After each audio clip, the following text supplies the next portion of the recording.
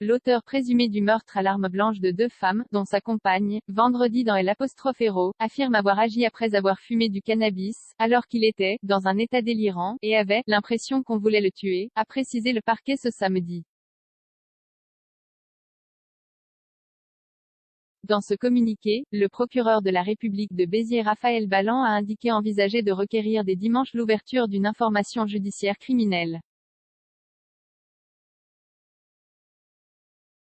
L'auteur présumé de ce double meurtre avait été interpellé vers 18h50 vendredi par les gendarmes, à Rogent, les vêtements ensanglantés, devant le restaurant de ses parents, situé face à son domicile où les 2 corps sans vie ont été découverts. L'homme de 22 ans, employé dans une grande surface, venait d'expliquer à sa famille avoir fait une connerie.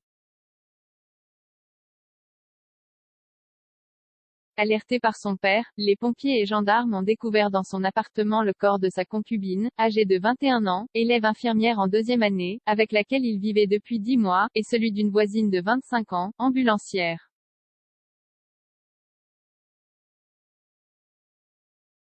Un cocktail de problèmes psychologiques et de drogue lors de sa garde à vue, en présence de son avocat, l'homme a expliqué qu'il présentait des problèmes psychologiques, a relaté le procureur Raphaël Balland.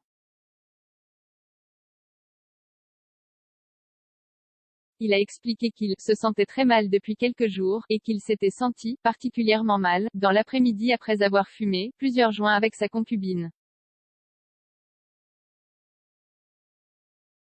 Il aurait commencé à avoir très peur, ayant l'impression qu'on voulait le tuer, a précisé le magistrat, indiquant que des prélèvements à visée toxicologique ont été réalisés sur le suspect.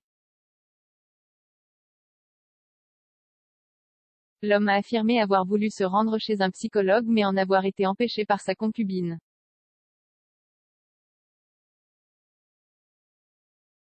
Toujours selon ses dires, il se serait alors battu et il aurait porté plusieurs coups de couteau à celle-ci, notamment au niveau du cou, a indiqué Raphaël Balland, précisant que le suspect estime qu'il était alors dans un état délirant.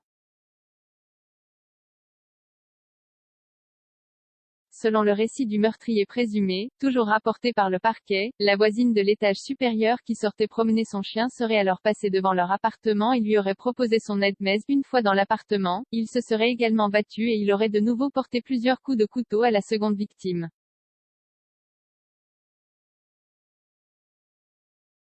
Une autopsie des 2 corps est prévue lundi.